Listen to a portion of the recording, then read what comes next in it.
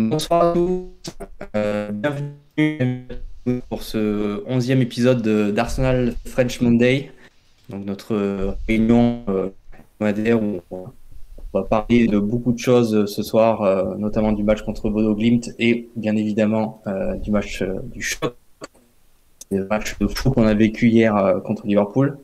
Donc avec moi ce soir, j'ai Grady, Lucas et Thomas d'AFC. Salut les gars. Salut. Salut à tous.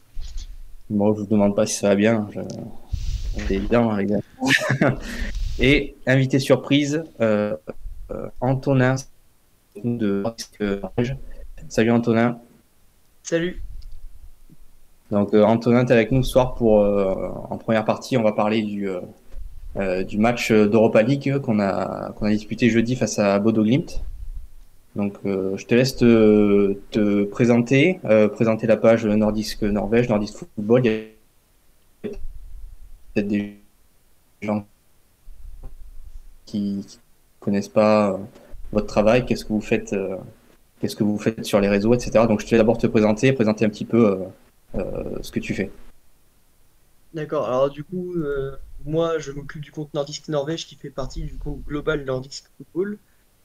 Du coup, Nordisk Football, c'est un site internet qui parle de tous les championnats nordiques. Donc on a Islande, Norvège, Suède, Danemark, etc. Et le but, c'est de montrer un peu ces championnats au plus de monde possible. Parce que c'est des championnats qui, pour nous, sont un petit peu sous-cotés quand même. Et que c'est quelque chose d'intéressant par rapport à la mentalité qu'on a en Scandinavie, etc. Donc voilà. Ok, merci Antonin d'être là. J'espère que tu vas apprécier cette soirée en notre compagnie. Donc tu seras juste dispo pour la première partie. Donc on va jeter un petit coup d'œil au sommaire de ce soir. Donc en première partie, on va aborder ce match d'Europa League face à Bodo Glimt. Plusieurs détails sur lesquels on va revenir, notamment le match de Fabio Vieira. Et en deuxième partie d'émission, donc on reviendra sur le match, ce match phénoménal qu'on a vécu hier contre Liverpool. Donc je vais me tourner vers toi d'abord Thomas. Victoire 3-0 assez facile au final face à Bodo Glimt. Toi, qu'est-ce que t'as pensé de ce match? Moi je l'ai trouvé très rassurant. Après, je pense qu'Antonin va en parler également, mais c'est vrai qu'on sait que Bode Glimt c'est une équipe qui refuse pas le jeu, qui est pas une équipe fermée et qui essaie de proposer. Donc on savait qu'il y aurait des ouvertures et qu'il y aurait des possibilités de proposer un football intéressant.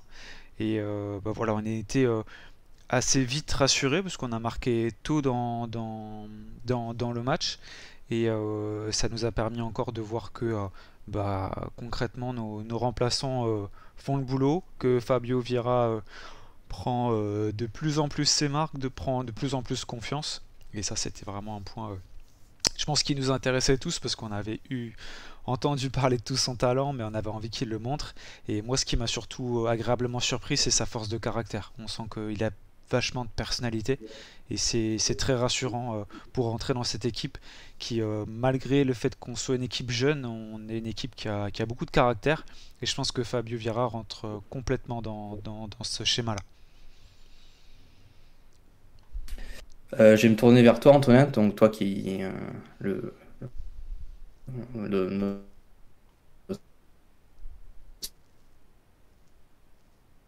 journaliste, euh, l'équipe de Bodo Glimt, comment elle en est arrivée là et est-ce que toi le match que tu as vu jeudi, tu trouves que ça reflète l'équipe, le niveau de l'équipe globalement? Alors oui, je pense que le niveau de l'équipe enfin, c'était compliqué parce qu'on s'attendait à un gros match, surtout que c'était à Arsenal et pas à domicile, et on sait que Arsenal est forcément bien au-dessus de Bodø/Glimt.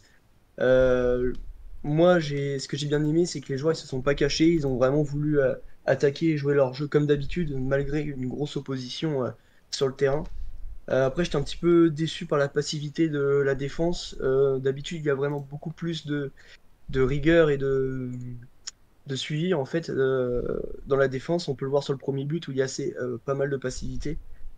Donc voilà, j'étais plutôt satisfait du match parce que dans l'esprit, Bodo Glimt a essayé de jouer son jeu, mais que c'est encore perfectible et je pense que ça va être un petit peu mieux pour le match retour.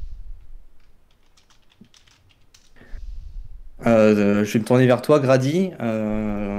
Qu'est-ce que tu penses des performances des Gunners pour l'instant, le jeudi soir en Europa League? Il y a eu que 2 matchs pour l'instant.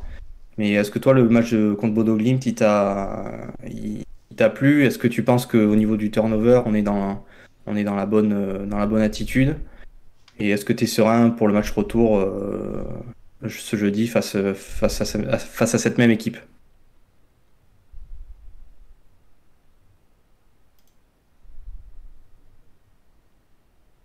Ah, je crois que Grady un petit peu. Ouais, Oui, c'est c'est bon, bon. tu m'entends? Ouais. Ouais, c'est bon, je t'entends. Ouais. Non, franchement, je suis content de la performance de nos Gunners. C'était une performance convaincante, on a été serein. Comme l'a dit Thomas, si je dis pas de bêtises, le fait qu'on ait marqué très tôt, à la 22e avec Eddy, ça nous a permis de poser notre jeu et de montrer nos forces. Et oui, cette année, ça fait plaisir de voir que notre profondeur de banc, comment dire, tienne tête. Moi, personnellement, j'étais content de revoir Ryan Nelson. J'aime beaucoup ce joueur et donc même s'il a joué que quelques minutes, c'était vraiment pour moi quelque chose que j'ai beaucoup aimé. Oui, le remplaçant ont fait le taf et ça montre que vraiment qu'il y a une bonne cohésion de groupe et que tout le monde traîne vers un seul objectif et c'est de donner comment dire, une force européenne à Arsenal. Hmm. Je vais me tourner vers toi, Lucas, maintenant. Je sais que tu as peu lu le match, donc je vais pas te demander de raconter en détail les actions, mais euh, on a vu en action un Fabio Vieira, tu as dû voir les actions. Toi, par rapport à ce joueur, qu'est-ce que tu penses de son début de saison et est-ce qu'il y a d'autres joueurs comme ça que tu aimerais plus voir en Europa League ou des joueurs qui sont un petit peu trop sur le banc et que tu aimerais un petit peu plus voir en action? Pour commencer par Fabio Vieira, je trouve que c'est intéressant et dont son ton de jeu est géré par le staff parce que je pense qu'on a tous pas mal d'espoir en lui. On est tous un peu excités de le voir jouer vu ce qu'il a commencé à montrer. Et du coup, c'est intéressant de le voir progressivement évoluer en fait. Et après, le peu de fois où on l'a vu, il a été décisif. Il a marqué déjà 2 buts. Il a délivré une passe décisive incroyable pour Holding.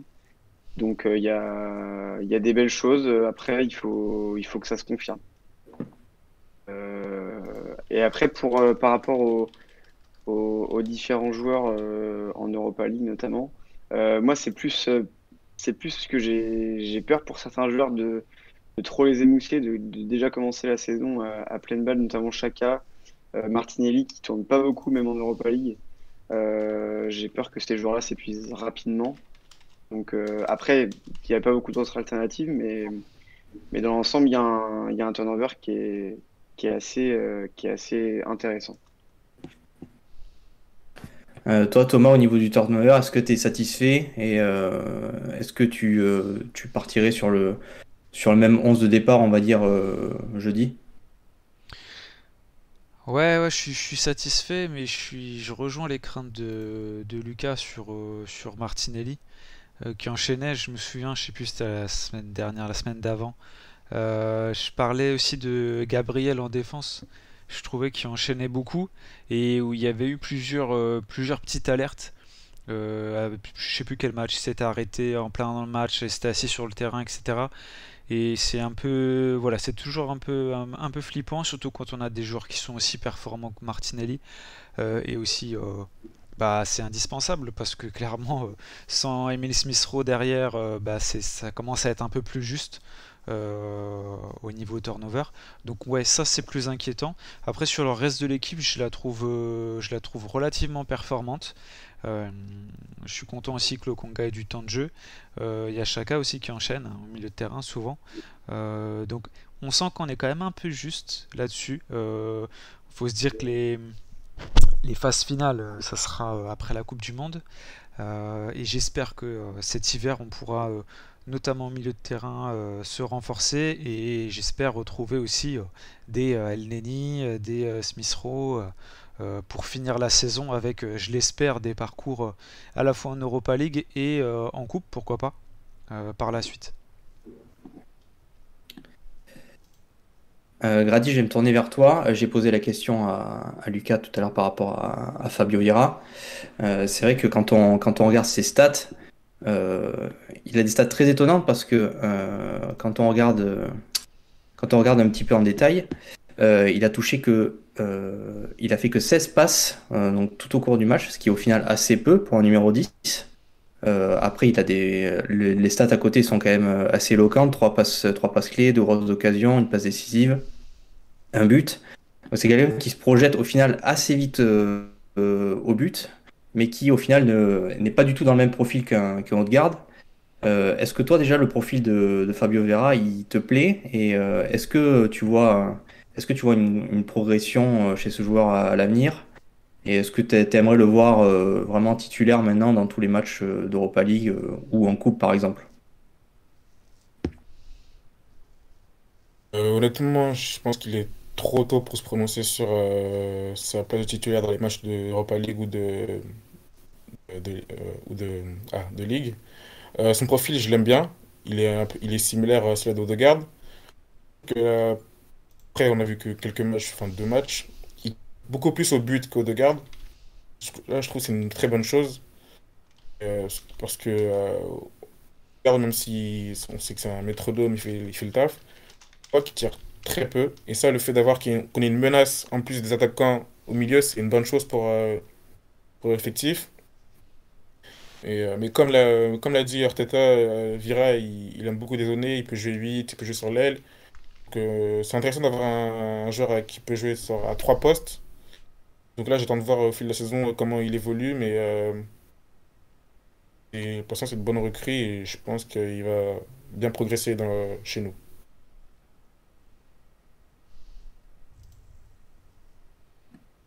C'est vraiment ce qu'on espère de sa part et c'est vrai que pour l'instant ce qu'il nous montre c'est très, très encourageant et on espère qu'il va pouvoir progresser petit à petit au sein de l'équipe. Donc tant qu'on t'a sous la main, Antonin, on va quand même parler un petit peu de cette équipe de Bodo Glimt. Euh, Toi, selon toi, est-ce qu'elle est capable, cette équipe, d'accrocher déjà la deuxième place du groupe, d'avancer plus loin, sachant qu'il y a quand même le PSV Eindhoven et le FC Zurich, même si le FC Zurich, je pense que c'est quand même un petit peu, un niveau un petit peu en dessous du PSV Eindhoven. Mais est-ce que tu penses que toi, cette équipe de Bodo Glimt, elle est capable d'accrocher par exemple un bon résultat face à Arsenal jeudi? Et est-ce que tu penses qu'elle est aussi capable d'aller plus loin dans cette compétition? On se souvient de la raclée qu'ils ont infligée à l'Espagnol l'année dernière. Est-ce que toi, tu penses qu'ils sont capables de réitérer ce genre d'exploit? Alors comment dire, le contexte il est un petit peu différent de l'année dernière, c'est-à-dire que la saison passée, on s'attendait pas trop, enfin les gens ne connaissaient pas encore trop Bodo Glimt, donc ils n'avaient pas encore trop une idée du jeu proposé, etc. Donc c'était un petit peu la surprise. Surtout quand l'AS Roma est venu et qu'ils ont pris 6-1, on était en plein mois de novembre, il faisait entre Mm. 0 et -1 degré à peu près. Donc déjà quand on joue au-dessus du cercle polaire, etc., c'est des conditions pas très habituelles. Après, moi je pense que la deuxième place est jouable, ça va vraiment être une bataille avec le PSV Eindhoven, je pense. Surtout que Bodo Glimt est en fin de saison, là il doit rester 5 matchs si je dis pas de bêtises en championnat. Mais ils luttent pour le podium actuellement. Leur place en Coupe d'Europe n'est pas encore assurée pour la saison prochaine. Donc il va falloir vraiment jouer très sérieusement jusqu'au bout. Euh, et du coup, au niveau de la composition, etc., cette année, il y a eu beaucoup de changements dans l'équipe. Donc il n'y a pas trop de stabilité. Donc comparé à ce qu'on a pu voir face à l'AS Roma l'année dernière, c'est quand même très différent. Mais pour parler vraiment d'un résultat, c'est assez compliqué de se prononcer. Je pense que Arsenal va peut-être faire aussi un peu tourner en restant, bon, évidemment, en jouant sérieusement, je pense. Je dirais j'aimerais bien un match nul, un petit 1-1, ça serait bien. Mais je pense que Arsenal a largement les moyens de gagner ce match retour. T'es pas obligé de dire ça pour nous flatter, Antonin, tu sais, c'est pas grave. Non, non, mais je le pense vraiment. Après, la différence de niveau est déjà énorme. Donc, après, match sur synthétique, j'ai regardé la météo, il devrait pleuvoir et faire entre 7 et 9 degrés. Donc, après, ça peut jouer aussi. Mm. Mais je pense que Arsenal a quand même les moyens de s'imposer, surtout s'il joue sérieusement. Pour toi, quels sont les hommes dont Arsenal devrait se méfier? Je vois dans le chat Sprudniksen qui te demande parle-nous de l'immense Hugo Vetlesen. Alors, tu nous en veux pas, on ne connaît pas tellement les joueurs de Glimt. Donc, si tu pouvais nous en dire un peu plus sur euh, sur les. Oui. Vous m'entendez bien Oui, oui, on t'entend bien. C'est Ouais. Corentin qui bug un tout petit peu. Est-ce que tu peux juste Ah, d'accord. répéter ta question, Ah ouais. Corentin? Euh, ouais, dans le chat, il y a Spotniksen qui nous dit parle-nous de l'immense Hugo Vetlesen. On se demandait si tu pouvais un petit peu nous parler des hommes forts de cette équipe et si tu pouvais nous dire quel joueur Arsenal devrait se méfier pour ce match retour. Oui, du coup, comme a pu le dire Sprotniksen, oui, il y a forcément Vetlesen au milieu de terrain qui est associé avec Patrick Berg et Saltness. C'est un enfin, la charnière au niveau du milieu de terrain, c'est vraiment quelque chose de solide pour Bodo Glimt. Moi, je dirais qu'en termes de joueurs à vraiment se méfier, je parlais du coup de Pellegrino, qui a été décisif énormément de fois cette saison avec Bodo Glimt. Je parlerai aussi peut-être de Mugisha, qui est jeune, qui a un niveau encore très perfectible, mais qui peut faire mal. Après, à voir si Oula Solbakken va démarrer, sachant qu'il était blessé récemment, donc il n'a pas commencé les rencontres. C'est un joueur très technique, qui est vraiment leader sur le terrain, qui peut vraiment faire mal. Et après, je parlerai aussi de Samsted, qui se projette pardon, vite vers l'avant. Donc pour moi, c'est vraiment les trois joueurs à surveiller. Et forcément, après, Patrick Berg au milieu de terrain qui gère vraiment en fait l'équipe, qui va chercher balle ballon pour la remonter vers l'attaque. Et comme j'ai pu déjà le dire lors des questions que vous m'aviez posées la semaine dernière, Mm. Bodø Glimt, c'est vraiment plus un collectif que des individualités. C'est vraiment une équipe qui presse ensemble, qui attaque ensemble, qui défend ensemble. Donc voilà. Je vais me tourner vers toi, Lucas. Est-ce que tu penses que Arsenal va se qualifier facilement pour la phase retour? Je pense que ça va pas être comment dire, la phase la plus compliquée, on va dire, de cette saison.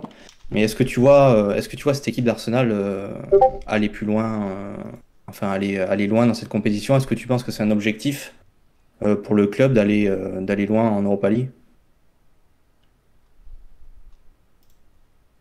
On t'entend pas, Lucas. Tu peux remettre ton micro.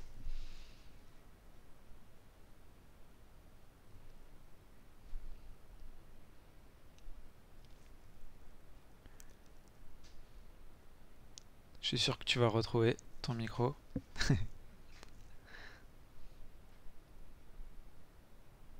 Bon, sinon, vas-y Thomas, enchaîne sur la question.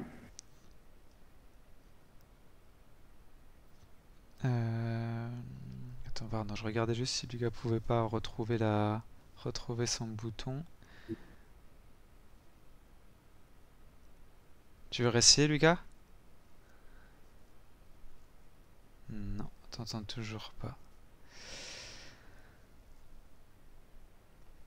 Vous m'entendez là? Euh, Ouais, c'est bon. ouais, Yes. c'est bon. Ah, ok, super, désolé. Pas de souci, vas-y.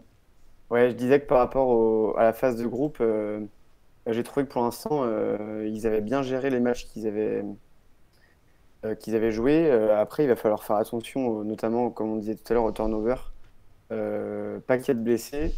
On l'a vu, on a un bel effectif, mais à certains postes, il ne faudrait pas qu'il y ait de blessures. Ça pourrait être un petit peu délicat à gérer, notamment dans le secteur offensif. Euh, donc, je pense qu'il va falloir essayer de continuer à gérer. euh, pour gagner les matchs tout en assurant un turnover efficace. Et après, donc, j'espère qu'on va se sortir des phases de poule quand même. C'est bien parti pour. Mais après, je pense que l'ambition du club, c'est de gagner cette compétition, ou du moins aller le plus loin possible. Je pense qu'ils ont été assez clairs là-dessus au début de la saison. Euh, donc j'espère qu'on ira très loin. Ça serait vraiment, vraiment super de vibrer jusqu'au bout dans cette Coupe d'Europe.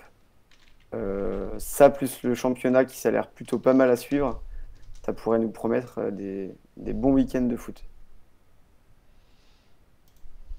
C'est ce qu'on espère. Euh, Antonin, dernière petite question avant de te laisser partir. Euh, on parle que d'un seul homme depuis le début de saison de Première Ligue, c'est Erling Haaland. Si on voit le classement des buteurs, c'est insensé quand on regarde le classement. Il a déjà 15 buts, 3 passes décisives. On n'a jamais vu une telle adaptation à la Première Ligue. Toi, j'imagine que tu le suis depuis un moment, même si nous tous, on a eu l'occasion de suivre ses exploits à Dortmund. On savait qu'il était capable d'exploits assez grandioses. Mais là, c'est vrai qu'on est tous un peu estomaqués par son début de saison. Toi, qu'est-ce que tu as à dire par rapport à ce début de saison? Est-ce que déjà tu t'attendais à ce qu'il ait un tel niveau dès son arrivée en Première Ligue? Et si tu peux nous partager un peu tes impressions par rapport à ce joueur? Oui, bien sûr. Alors, personnellement, je savais qu'il allait faire mal en première ligue. Je le suis depuis maintenant très longtemps. Et à chaque fois, quand il arrive dans un nouveau club, que ça soit à Salzbourg ou à Dortmund, les gens étaient vraiment impressionnés. Après, je m'attendais pas à ce qu'il soit performant aussi rapidement. Après, on pouvait s'attendre évidemment à la connexion qu'il a avec Kevin De Bruyne qui lui sert de magnifiques ballons. Lui, il en faut pas plus pour marquer. C'est vraiment quelqu'un qui participe assez peu à la construction des attaques, mais qui est plutôt un très très bon finisseur. Franchement, je m'attendais pas à ce qu'il marque autant aussi rapidement. C'est franchement incroyable. Le record de buts en première ligue, c'est 32 si je dis pas de bêtises. Donc je pense qu'il peut largement les dépasser. Et voilà, j'espère aussi qu'il va les dépasser. Ça serait vraiment bien pour le rayonnement du football norvégien et en espérant une petite qualification à l'Euro en 2024. Ouais, toi, tu espères, mais nous, on n'espère pas trop qu'il se change. Parce que sinon, je pense qu'on va s'en souvenir. Mais est-ce que toi, tu penses qu'il a un point faible, cet homme, ou est-ce que tu penses que... Parce qu'à Dortmund, on a remarqué que, il avait quand même un petit problème récurrent au niveau des blessures. Il en a eu quelques-unes. Est-ce que tu penses que ça pourrait être son point faible, ou est-ce que tu penses que il en a pas, tout simplement? Après, tous les joueurs ont des points faibles. Oui, forcément, les blessures, ça peut l'être. Il a été pas mal embêté quand il était à Dortmund, surtout sur la fin de sa carrière, entre guillemets, à Dortmund. Donc oui, ça peut être l'un des principaux freins, je veux pas dire sa progression, mais ses performances. Après, là où il peut être un peu moins bon, c'est si jamais il n'y a pas grand monde qui arrive à lui passer le ballon, etc. Comme on a pu le voir lors de Norvège-Serbie, ça a été vraiment un match très compliqué, non seulement pour la Norvège, mais du coup aussi pour lui. Il a reçu que très peu de ballons. Il lui en faut pas beaucoup pour marquer, mais quand il en reçoit pas ou qu'il est pas mis dans de bonnes conditions, c'est pas facile pour lui. Donc moi je dirais que c'est plutôt si le collectif est un petit peu moins bon, il va forcément être très impacté. Après, je me fais pas trop de soucis pour City et Ouais, à City, ça devrait aller au niveau collectif. ouais voilà c'est ça. Du coup voilà. Bah, super, je te remercie, Antonin, de nous avoir partagé ton point de vue par rapport à ces points-là. Et je vous invite vraiment tous à suivre le compte Nordisk Football, Nordisk Norvège. Il y a plein d'infos sur les footballeurs nordiques. Il y a aussi un site internet où vous faites des articles vachement quali. Des fois, je prends le temps d'en lire quelques-uns et c'est vraiment top. Donc, merci, Antonin. Si tu avais peut-être une dernière recommandation, une équipe à suivre nordique ou un joueur à suivre attentivement, c'est ton moment. Merci. Alors je vais pas être être très objectif sur ce point-là, mais il y a un jeune joueur qui joue à Moule 2 que j'ai pu interviewer qui s'appelle David Datro Fofana. Dans son pays, on le présente comme le nouveau Mbappé. Moi, personnellement, j'irai pas jusque-là, mais à 19 ans, il a vraiment de grosses statistiques, pardon. Et ça sera vraiment un joueur à suivre avec attention donc à Molde et Molde qui joue les phases de groupe de Conference League et qui va toute vraisemblance gagner être premier des l'élite syrienne, donc le championnat norvégien cette saison. Ils ont 15 points d'avance si je dis pas de bêtises et il reste 5 matchs donc ça devrait le faire pour eux. Donc voilà, merci pour l'invitation, c'est sympa, c'était un plaisir d'être avec vous. Ouais, merci à toi Antonin. Et n'hésite Merci pas. Antonin. Allez, ciao Antonin. Ciao. Ciao, bon courage. Merci. Donc maintenant, messieurs, on va se concentrer sur ce match qu'on a vécu hier soir, enfin hier en fin d'après-midi, totalement fou. Cette victoire des Gunners, 3 buts à 2. Je sais pas par où commencer. Moi, personnellement, je suis toujours à la limite de l'euphorie, même si ça a un petit peu descendu par rapport à hier soir. Mais Thomas, je me tourne vers toi en premier. Tes premières impressions là sur ce match, qu'est-ce que tu en as pensé? Bah moi, clairement hier, j'étais pas à la limite de l'euphorie, j'étais dans l'euphorie à son maximum, parce que je pense qu'on avait tous peur de cette bête noire là, qui est Liverpool, même si on était chez nous, même si on était confiant, etc.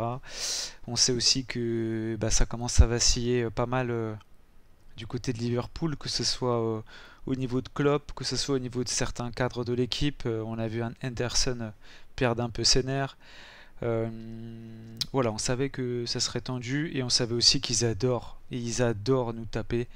Donc voilà. Ça allait, on savait que ce serait compliqué, puis on savait que ce serait une équipe qui nous laisserait pas le ballon.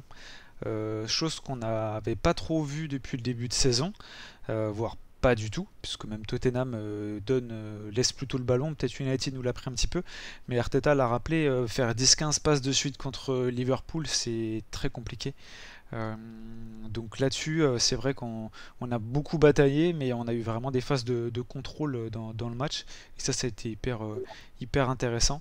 Non, en tout cas, ce qui m'a plu, c'est la victoire à tout prix. C'est la victoire, peu importe avec un penalty, peu importe avec un peu de chance, on s'en fout, il fallait la victoire, parce qu'il fallait que, quelque part, nos jeunes, notre équipe, commencent eux aussi à être convaincus que ça y est, ils font partie de ces top teams là. Et s'ils n'ont pas de victoire un peu étendard, c'est compliqué. Donc là, ça y est, ils l'avaient déjà pas mal avec Tottenham, mais là avec Liverpool, c'est encore plus fort. Maintenant qu'ils l'ont, je pense que ça va aussi déclencher certaines choses dans la tête de beaucoup de nos jeunes. Ouais, depuis le début de saison, on disait Arsenal n'avait pas encore affronté de grosses équipes. Là, on prouve devant tout le monde que Liverpool, ça y est, on est en capacité de les battre. Euh, Toi, Grady, comment t'as vécu ce match et surtout cette première minute où Arsenal rentre directement dans le match, on prend l'avantage et de suite on-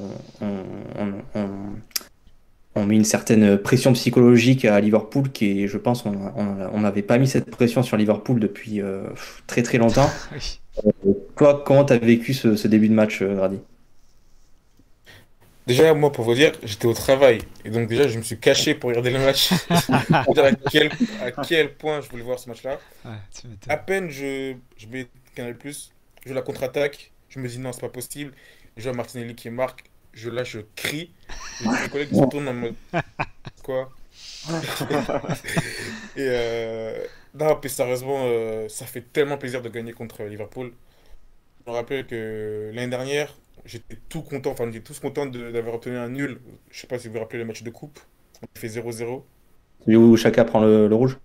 Exactement. On était content de faire un nul. Et là, cette année, on voit on a changé de cap. On est content de gagner. Et ça fait vraiment plaisir. Déjà, j'étais content quand j'ai vu la feuille de match, enfin la composition de Liverpool, de ne pas voir Firmino. L'habitude de nous massacrer à chaque match. Il a raison, il a marqué, mais cette fois-ci, c'était pas décisif. Non, franchement, c'était un match incroyable. En plus de le voir au travail, ça veut dire que j'ai raté quelques actions, mais j'ai pu voir les moments importants. Penalty de Saka à la fin. Non, c'était un match incroyable. Je sais pas si. Je pense que je le mets même devant le match de la semaine dernière contre Tottenham.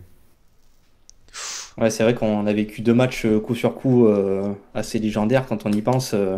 Mais je pense que, on en parlait aussi hors antenne avant. Je pense que le match d'hier était, notamment la seconde mi-temps, était beaucoup plus stressante que le match contre Tottenham. Lucas, je me tourne vers toi sur là-dessus. Comment t'as vécu toi ce match, notamment à la fin?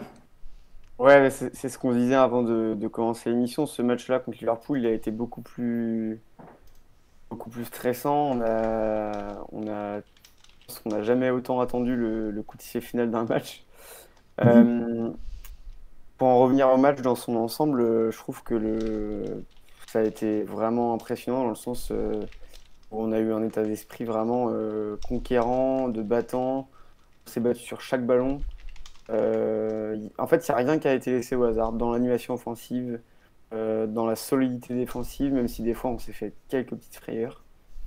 Dans la transition du ballon, tout y était, il y avait tous les ingrédients, même le public a été incroyable. J'imagine pas ce que ça devait être l'ambiance au stade. C'est clair. Il C'est y avait clair. vraiment tous les ingrédients pour que ce soit le match parfait.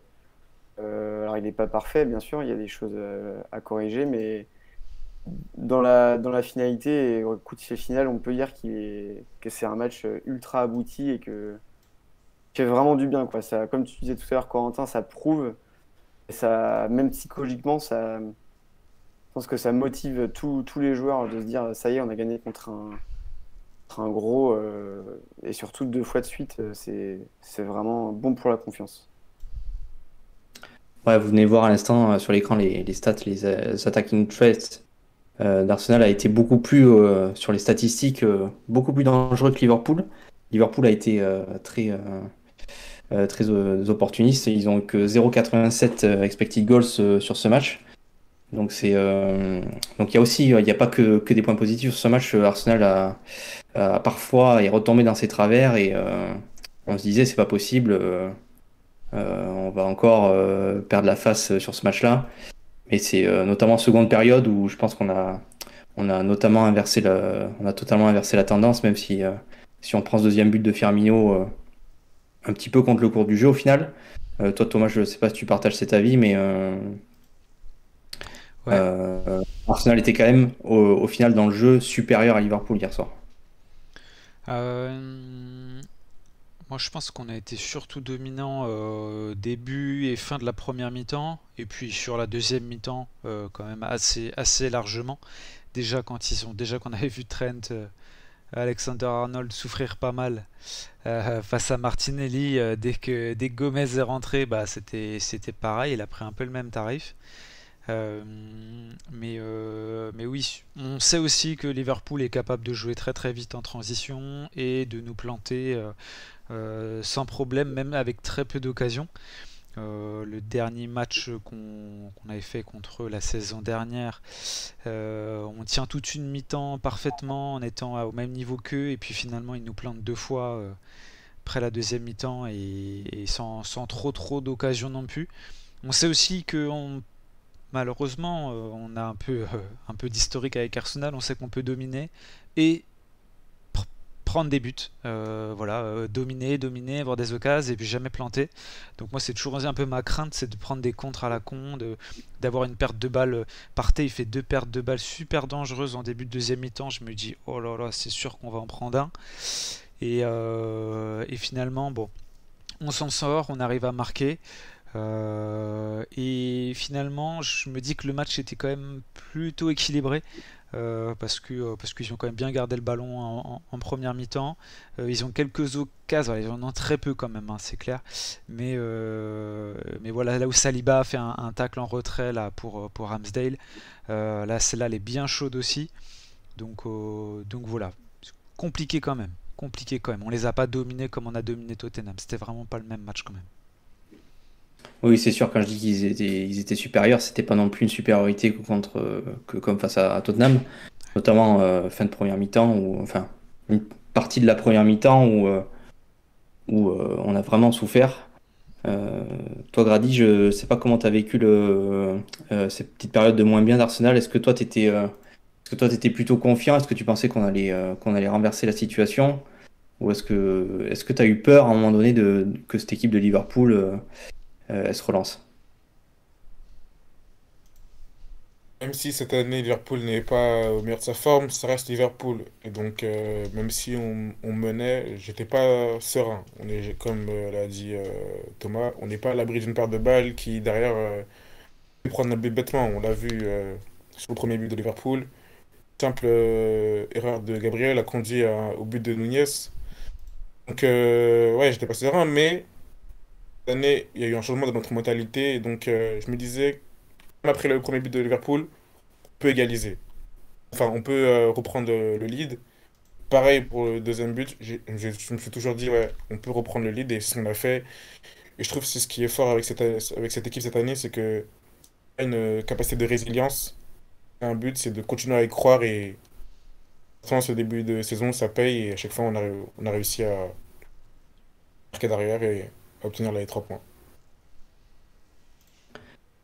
Lucas, toi, est-ce que dans le match, il y a des petites choses je dirais pas énervé, mais est-ce que t'as eu des moments où tu te dis, ah, c'est pas vrai, on est en train de perdre on est en train de perdre la face. Est-ce que tu as vu des petites choses des performances qui t'ont un petit peu déçu hier ou est-ce qu'à un moment donné, t'étais inquiet par rapport au niveau de jeu d'Arsenal?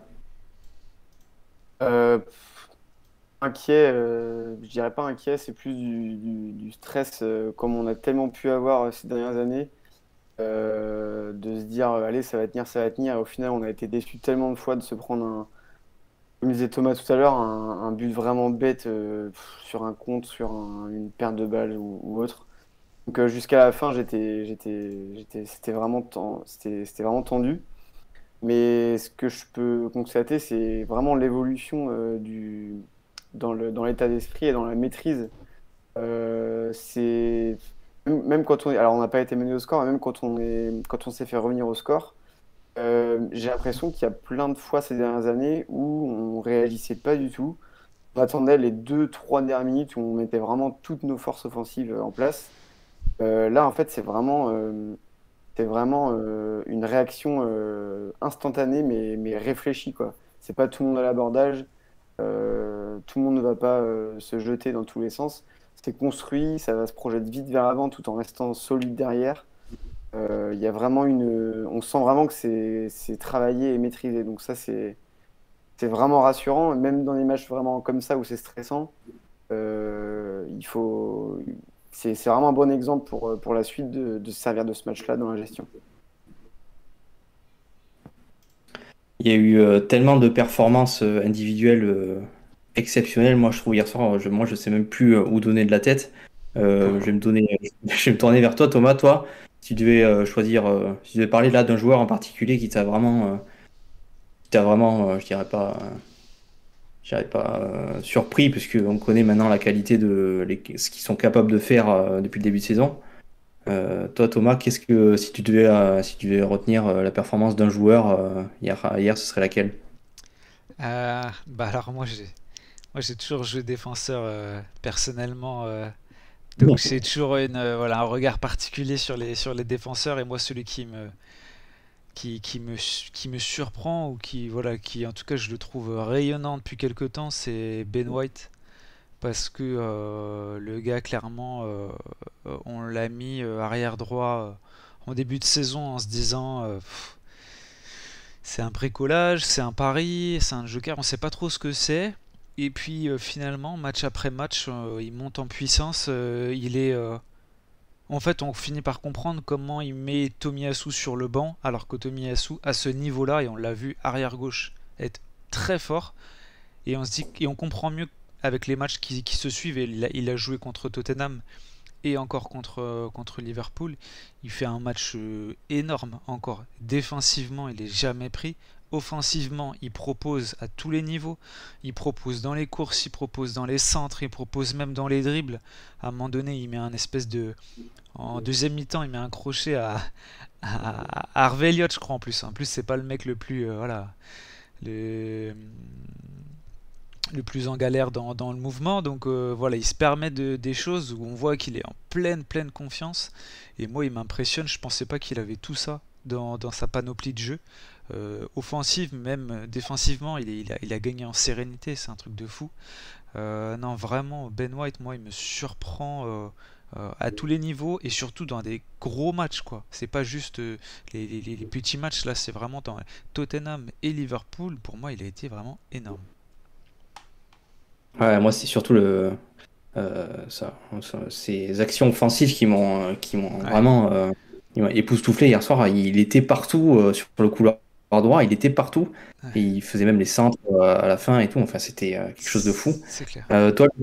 Lucas, si t'avais, est-ce qu'il y a un joueur que tu as envie de mettre en avant par rapport à sa performance d'hier? Bah, pour les mêmes raisons que vous venez d'évoquer, Ben White, forcément. Mais pour pas reparler de lui ou pas choisir le même que Thomas, je vais dire Saka. Euh, j'ai trouvé il a été ultra décisif, forcément. Mais je trouve qu'il est de plus en plus, il amène le danger à chaque action.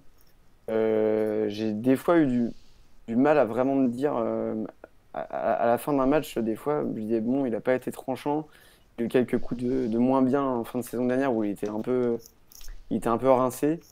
Je savais pas trop comment il allait aborder cette nouvelle saison, mais là, je trouve enfin, il est hyper percutant, il fait mal à chaque action.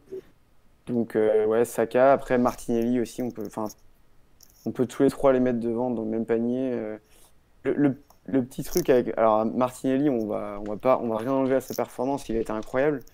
Je sais pas si d'autres partagent mon avis, mais je trouve qu'il y a sur certaines actions, il l'a fait notamment contre Bodo, mais même si après ça a amené le but sur le décalage sur Tierney, où il porte beaucoup son ballon des fois. Il a une capacité de conserver la balle qui est assez énorme, donc ça le pénalise pas trop, mais je trouve que des fois il porte beaucoup son ballon. Voilà, c'est vraiment le seul petit point négatif qu'on peut lui prouver peut-être, mais ouais, une performance collective assez énorme. C'est vrai que des fois, Martinelli, certains trouvent qu'il garde trop la balle ou qu'il joue pas assez collectif, mais après, c'est vrai que des fois, il pourrait peut-être la donner un petit peu plus tôt ou autre chose, mais je pense qu'aussi ça fait partie de son jeu. Et Ouais, c'est ça. je pense notamment sur le but de Saka où il met la passe D, c'est justement aussi parce que il a cette capacité à prendre la balle, à traverser le terrain et à faire le bon geste au dernier moment où il enrhume les deux défenseurs, il met cette passe pour Bukayo. Je pense que c'est aussi là la force de son jeu. Ah, c'est Euh, ça, et puis il est tellement athlétique et puissant et ouais. rapide que on se dit plusieurs fois dans ses conduites de balle qu'il va perdre le ballon. Au final, il a vraiment une capacité à garder la balle qui est hyper impressionnante. Du coup, ouais, non, c'est vraiment c'est hyper excitant. C'est vraiment top de voir des joueurs comme ça chez nous, quoi. C'est génial. Surtout quand on sait qu'il a été acheté 6 millions, c'est Hmm. une Ouais. Ouais, super coche. on l'avait oublié ça. Ouais. Ouais, Tu fais bien de le rappeler. ouais. La vache. C'est vraiment top. Alors quand on voit ses stats, il a marqué un but, une passe D, deux buts pour Bukayo Saka, t'en as parlé aussi, Lucas. Toi, Grady, qu'est-ce que tu penses de cette paire d'ailiers qu'on a à Arsenal, Martinelli et Bukayo Saka? C'est quand même, on, on a quand même une évolution, on assiste quand même à l'évolution de ces deux joueurs depuis 3-4 saisons. Ils ne font que progresser dans tous les compartiments du jeu. Euh, Est-ce que pour toi, selon toi, est-ce que c'est on va aller loin, on va aller loin dans, dans les statements, mais est-ce que tu penses qu'on a la meilleure paire d'ailiers en première ligue? Euh, Père d'ailier, j'irai pas jusque-là, mais en termes de jeunesse, ouais, on a les ailiers les plus prometteurs de première ligue. J'avais vu une récemment, je dis pas de bêtises, c'était que c'était les deux joueurs qui avait inscrit, comment dire, qui avait inscrit, je crois, peut-être 10 buts ou un truc dans ce genre. Et enfin bref, ça montrait que statistiquement parlant, les deux étaient très performants. Et pour rejoindre Lucas, je trouve que c'est le match le plus abouti de Saka. Certes, à chaque match, il faisait ses stats, son petit but ou ses petites passes D, mais il n'était pas tranchant, il n'était pas très sinon dans le jeu. Mais là, il a les stats, il a la performance, et je pense que la trêve internationale lui a fait beaucoup de bien. Il a dû se poser des questions, et pour nous, il retrouve le Saka de l'année dernière. Très Starboy qui est là, qui montre que voilà, la jeunesse de Alley End est là pour remettre Arsenal dans les devants de la scène et ça fait plaisir. Et concernant Martinelli, c'est Martinelli, hein. On connaît rapide, athlétique, chien, toujours à se battre pour chaque ballon. Mais oui, c'est vrai que le fait qu'il garde beaucoup de la balle, c'est son péché mignon. Et en fait, je pense qu'il, comme de nombreux joueurs qui veulent participer à la Coupe du Monde, il veut se montrer. Mm. Du coup, malheureusement, bah, ça entache ses performances.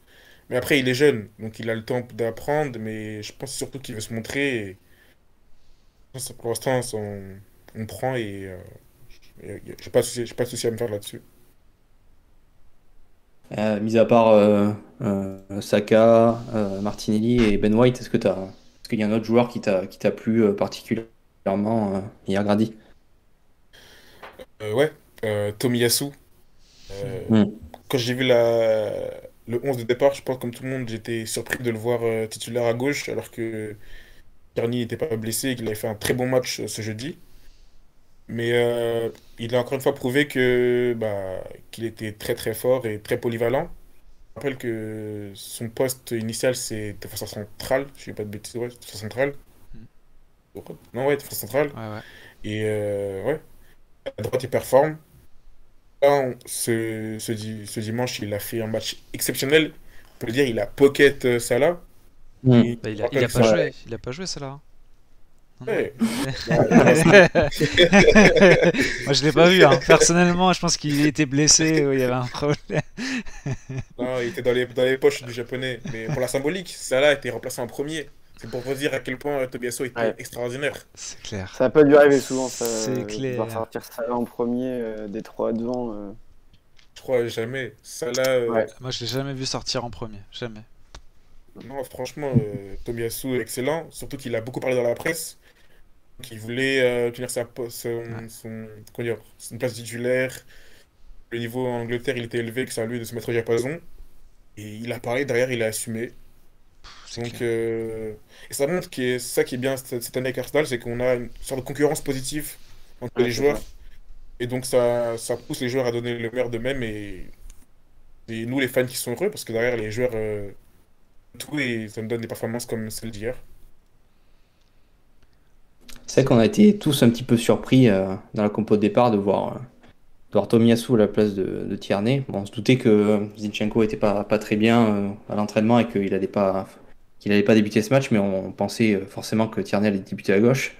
Pour toi, Thomas, qu'est-ce que ça veut dire que Tomiyasu, qu'est-ce que ça représente que Tomiyasu en fait peut rentrer dans le 11 en fait, dans ce 11 dans un match qui était le match le plus important pour l'instant enfin le plus dur de la saison. Qu'est-ce que ça représente pour toi? On a vu qu'il a été impeccable, comme l'a dit Grady, il a mis Salah dans sa poche. Pour toi, qu'est-ce que ça représente au niveau de gestion de l'effectif d'Arteta voilà, qu'est-ce que t'en as pensé de ce choix tactique?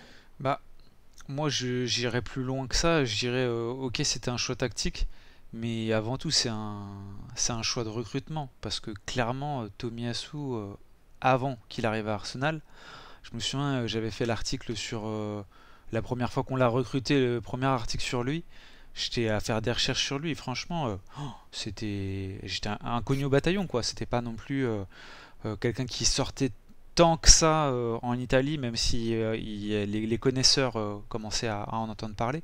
Mais le fait de de le voir aussi performant, aussi vite. Il a été gêné par les blessures l'année dernière, mais on voyait déjà qu'il commençait à être costaud. Enfin, de passer d'inconnu en Angleterre à je mets Mohamed Salah, l'ancien meilleur buteur de la ligue, dans ma poche à même pas en la 9e journée, euh, c'est fou quand même. C'est fou, tu te dis, en termes de recrutement, il n'a pas joué 50 matchs la saison dernière. Enfin, de base, c'était quand même un gars qui a été hyper bien recruté, quoi. Vraiment, on s'attendait pas du tout à lui. Et là, quand on le voit performer à ce niveau-là, je me dis qu'en termes de recrutement, on peut vraiment faire confiance aujourd'hui à Arteta et son équipe, même s'il y a eu quelques flops par le passé. Mais en tout cas, voilà, je me dis que c'est un gars pourtant voilà, qui était sur le banc, qui est aussi compliqué parce qu'il y a aussi la gestion mentale de ces gars-là. Hein. C'est compliqué de laisser un Tomiyasu à qui on assurait une place de titulaire la saison dernière, de dire tu démarres pas la saison, je mets Ben White qui est normalement en défense centrale, je le mets à ta place, etc. C'est compliqué mentalement d'arriver de gérer ce genre de match. En plus, tu le fais rentrer arrière gauche contre Liverpool, je sais même pas si c'est un cadeau de la part d'Arteta, et le gars il remplit trop bien son contrat. Et voilà, tu te dis qu'il y a sans faire de pied de nez à la vidéo de Bameyang, mais je pense que Arteta, en termes de gestion de mental, il a quand même pris du grade depuis un certain temps et qui sait très bien gérer les égos. C'est sûr. Merci Thomas pour ce petit acte. Le rappel me paraissait important. Ouais, Anzai aussi nous dit dans le chat, surtout sa polyvalence quand il parle de Tomiyasu, il peut jouer les casse-postes derrière. C'est vrai qu'à Bologne, il jouait dans une défense à 3. Avec nous, il a souvent joué à droite, mais là, il l'a prouvé hier. Il peut jouer à gauche et il peut jouer en défense centrale. C'est vraiment un joueur qui peut vraiment intervenir dans toutes les positions de la défense. Et c'est vraiment. Il peut le faire bien, comme il l'a prouvé hier soir, quoi. C'est ça qui fait plaisir. C'est clair, avec le Japon, il est en défense centrale gauche. Donc je sais Ouais. plus qui c'est qui mettait dans le chat tout à l'heure qu'il y avait éventuellement la possibilité de le faire remplacer Gabriel. Mais c'est vrai que oui, totalement. Oui, c'est ça, il joue d'essai avec le Japon. Et il joue, ouais, c'est ça, centrale gauche, tout à fait. Merci Valgunners. Donc hier, c'était notre 10e victoire en 11 matchs. Toi, Lucas, qu'est-ce que tu penses de ce début de saison de Mikel Arteta et ses hommes? Je pense qu'on tient quand même déjà, on est le 10 octobre, on a quand même déjà deux grosses victoires, 3-1 face à Tottenham et 3-2 face à Liverpool.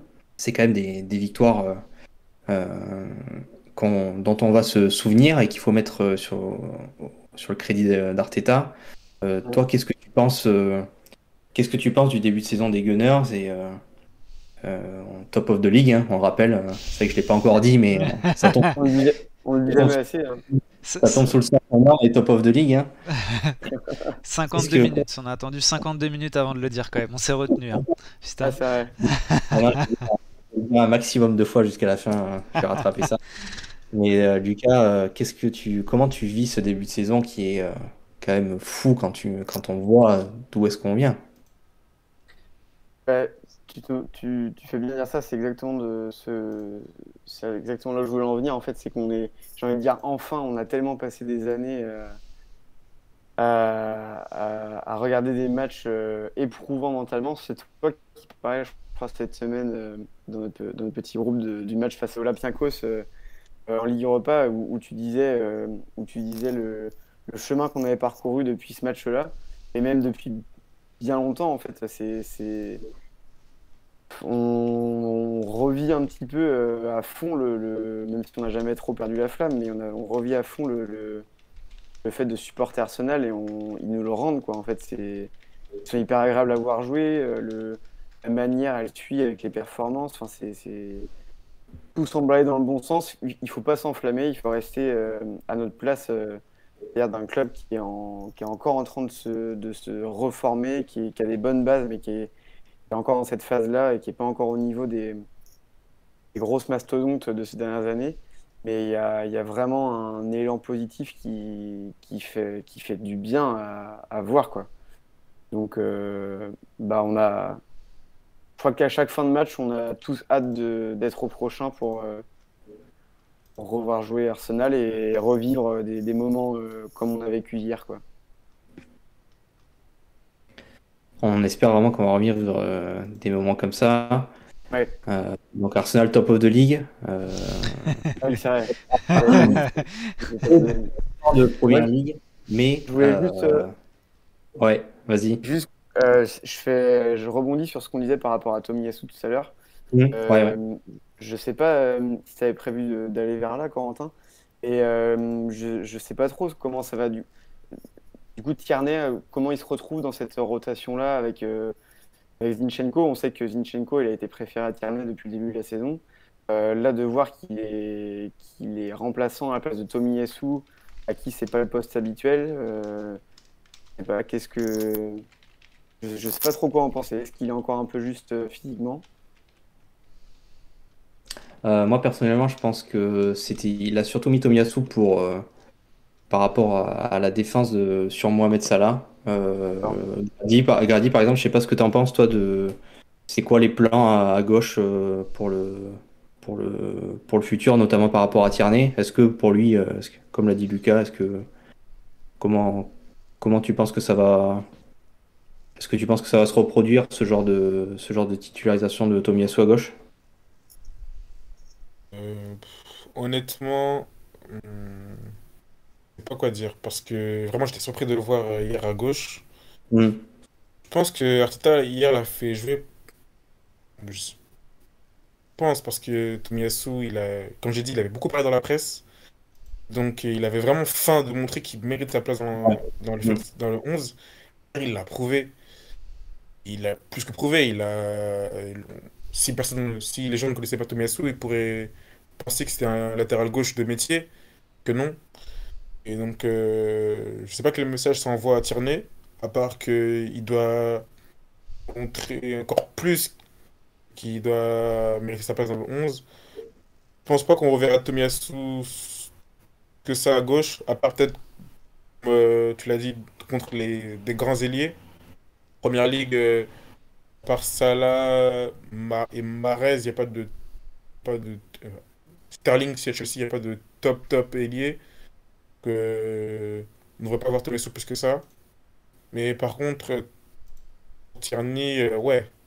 Euh, J'espère qu'il évitera les pépins physiques parce que c'est sa principale faiblesse. ouais. Et déjà, il part deuxième derrière Zinchenko qui, quand il joue, il est incroyable. Donc, je sais pas comment il va le prendre. Je sais pas comment réfléchir un professionnel quand tu vois que même pas ton concurrent, mais quelqu'un qui joue pas à ce poste-là prend ta place dans l'un des plus gros matchs de l'année, alors que tu as très bien joué ce jeudi. Pas du tout comment il va gérer ça. Intéressant. Ouais, ça va être Ouais. intéressant à voir l'évolution.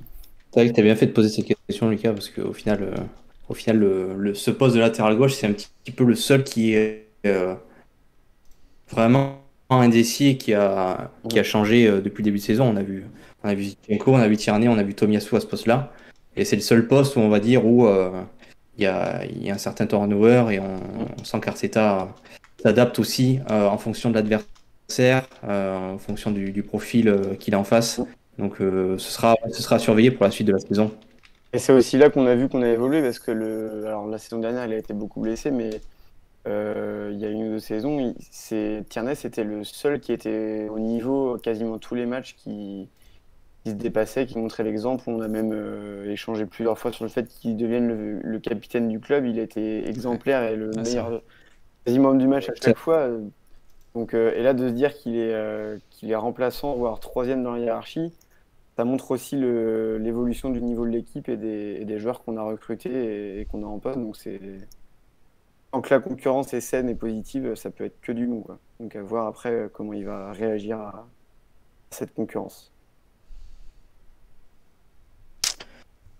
Donc pour clôturer ce live, messieurs, on va se remettre un petit coup d'œil sur le classement. Voilà, pour le plaisir. Top of the League. Top of the League.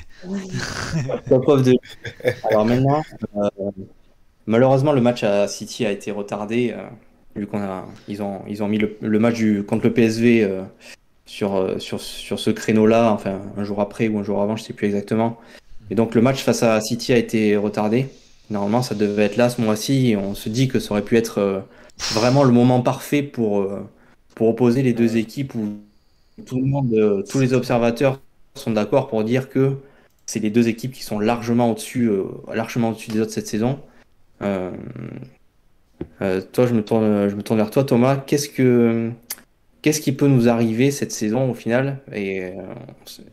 Quand on voit ce qu'on réalise depuis le début de saison, mais quand on regarde aussi Manchester City, on parlait d'Erling Haaland tout à l'heure avec Antonin qui était là. Euh, Ça fait peur aussi. Si c'est dommage parce qu'on ne sait pas quand est-ce que va avoir lieu cette rencontre face à City, mais toi, comment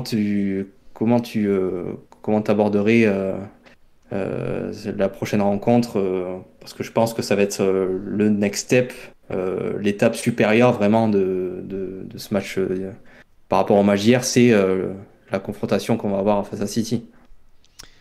Bah, franchement, j'ai envie de dire, ce match-là, faut le jouer évidemment à fond, mais faut le jouer sans pression. Pour moi, c'est eux qui l'ont, la pression. C'est eux qui sont en haut depuis un certain temps. C'est eux qui ont tout le poids de ce titre, parce que quand tu joues à City depuis quelques années, tu es obligé de remporter la Première Ligue, tu es obligé limite de remporter la Champions League. C'est eux qui l'ont, la pression. Nous, on l'a pas. Nous, on est là, c'est super.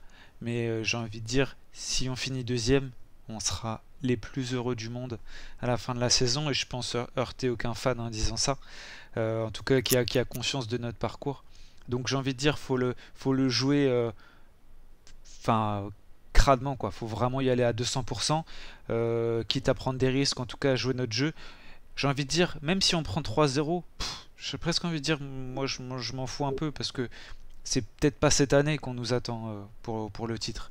L'année prochaine, je dirais pas la même chose. Mais moi, là, ce qui m'importe le plus, c'est peut-être même pas une victoire contre City. Moi, ce qui m'importe, c'est qu'on gagne contre tout le monde. Un maximum de monde.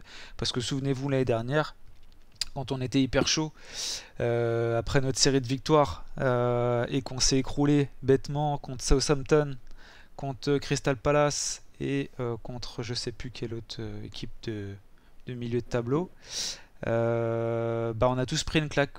Et je pense que cette année, ce qui va nous permettre de rester top of the league, c'est surtout la régularité contre toutes ces équipes moyennes et basses.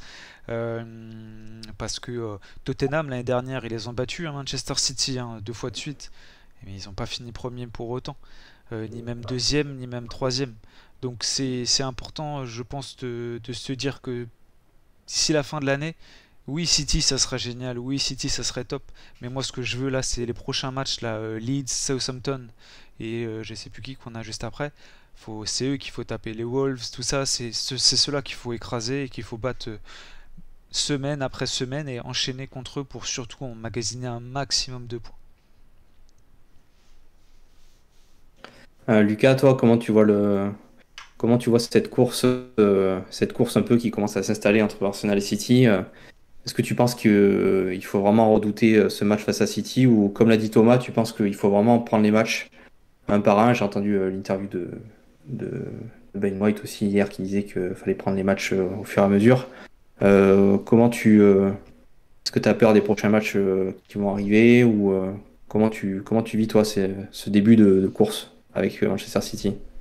Ah, c'est vrai que comme disait Thomas, la régularité va être importante et notre faculté à battre les équipes de milieu et bas de tableau, ça va être aussi un facteur clé dans la course au classement. Mais on a eu une première confirmation ce week-end,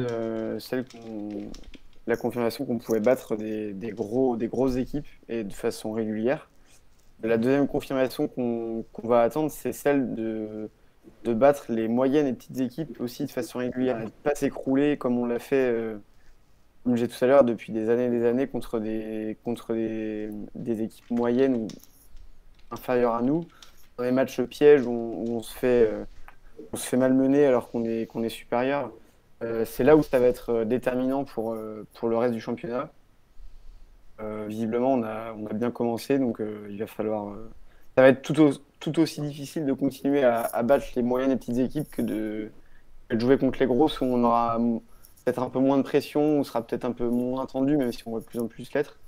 Ça va vraiment être deux combats contre nous-mêmes à chaque fois, quoi. Donc, j'ai hâte de voir comment le club va gérer ça. Grady, même question que tes deux autres collègues. Comment tu vois cette course face à Manchester City? Ça, c'est sympa, on est comparé avec City, mais pour moi, c'est encore un calibre au-dessus. City, ils ont un effectif taillé pour le titre, un budget taillé pour le titre, un coach taillé pour le titre. Euh, Franchement, on prend ce qu'on a à prendre. Donc, pour moi, l'objectif, c'est de gagner tous les matchs contre peu importe le gros ou le petit. Je vois pas un effectif cette année qui est meilleur que nous, honnêtement, par City. Donc, pour moi, on a gagné chaque match. Et je sais pas pour vous, mais moi, revoir les images lors de la série d'Amazon défaite ou de nos matchs nuls, ça m'a fait tellement de mal. Et donc, cette année, j'espère que on prendra les 3 points contre n'importe quelle équipe. Là, je vois qu'on enchaîne 3 matchs, enfin, on enchaîne pas, mais dans les 6 prochains matchs, on enchaîne 3 matchs, enfin, on fait 3 matchs à l'extérieur. On fait un match à Leeds, Southampton et à Chelsea. Et c'est ces matchs-là qui seront importants. Justement, en plus, avant la Coupe du Monde, on peut prendre un maximum de confiance avant que les joueurs partent à la Coupe du Monde. C'est parfait pour le- la course à l'Europe et voire pour le titre. Je pense que moi, je commencerai à vraiment parler après ces séries de matchs, notamment avec les matchs extérieurs, pour voir vraiment quelles sont les vraies ambitions du club hors des champions. Écoutez, on espère que qu'on va continuer qu'on va continuer sur cette lancée-là, qu'on va continuer à enchaîner les victoires. Prochaine étape jeudi, match d'Europa League. Dernier mot de la fin, messieurs, petit pronostic pour le match de jeudi. Thomas, toi, petit pronostic? Jeudi contre Bodo Glimt chez eux. Moi, je pense qu'ils vont un petit peu peut-être plus nous secouer. J'irai peut-être 2-0, 2-1. Allez, je dis 2-1. Ils vont nous en mettre un. Et on affronte Leeds aussi ce week-end, donc Là, chez eux. Leeds, on les tape 6-0 par contre. Ah oui. Parce que de toute façon, c'est tout vers l'attaque de toute façon. Donc il y aura des trous partout en défense. Mais non, ce sera un match à but, Leeds, à mon avis. Moi, je dis, Ça nous a pas fait du bien à la tête là par contre. Si tu commences à nous 3-2. 3-2 Leeds. 3-2, par là-dessus. Lucas, pareil. Euh, Moi, Contre pour Leeds. Bodo Glimt, je vois. Ah, pour Leeds ou pour les deux? Pour les deux, pour les deux. Pour Bodo Glimt, il y a peut-être moyen qu'on se fasse un petit peu bousculer. Euh, Bien un petit match piège, un petit 1 partout, 2-2, un petit nul. Et après, pour Leeds, je vois quand même une victoire continuer sur cette lancée en championnat et avec la maîtrise qu'on a, que ça devrait aller. Je fais un petit 3-1 avec un doublé de Jesus. Ah, ça j'aime bien ça. Grady, pareil. Quels sont tes pronos pour cette semaine? Pour ce jeudi, je vois bien une victoire 2-0 ou 2-1. Je pense que ouais, les remplaçants voudront aussi participer à la fête actuelle et donc montrer qu'ils aussi c'est des joueurs d'Arsenal et donc ouais, un petit 2-0. Pour ce week-end contre Leeds, ils n'ont pas encore affronté de gros cette année pour l'instant. Ils n'ont pas encaissé autant de buts que ça. Par contre, Brentford, il y a eu 5-2. Et donc, je vois bien, vu qu'on aime bien marquer la première période, je vois bien un petit 4-1, petit 2-0 à la mi-temps et on prend un but en seconde période, mais ça nous réveille et on en met 2 derrière. Et ouais, j'ai pas non, un petit but de Rex Nelson qui rentre et qui marque son but. Franchement, ce serait top pour lui. Ouais, ce serait top. Même contre Bodo Ouais, Glimt, ouais. faut qu'il marque déjà jeudi, là, ça serait bien, franchement, ça ferait plaisir. Ouais. Marquinhos, en vrai, il met son petit doublé jeudi, ça fait plaisir. Ah, mais je dis la clé, c'est de mettre tous nos Écossais, nos Anglais sur le terrain, comme ça ils s'échaufferont en t-shirt, et puis voilà. Ouais, Ils seront voilà. pas emmerdés par le climat, parce que Marquinhos, il va jouer en doudoune, non, ça va être chiant quoi. Comme un but Alors, pour Sambi. Ça- Ouais. vous êtes confiant. Vous êtes confiant, c'est beau. C'est beau d'être fan des Gunners en ce moment. Et j'espère que on est tous comme ok, j'ai tous ces moments-là. Merci, merci à tous de nous avoir suivis. Merci les gars de m'avoir accompagné pour ce Arsenal French Monday. Merci Corentin. J'espère que vous allez tous passer un bon moment. Merci les gars. Et je vous dis à la semaine prochaine. Ce sera bon courage pour les matchs. On se retrouve jeudi pour le match face à Bodo Glimt. Bonne soirée à tous. Ciao, ciao. Un peu de- Merci. Ciao les gars. Salut les gars.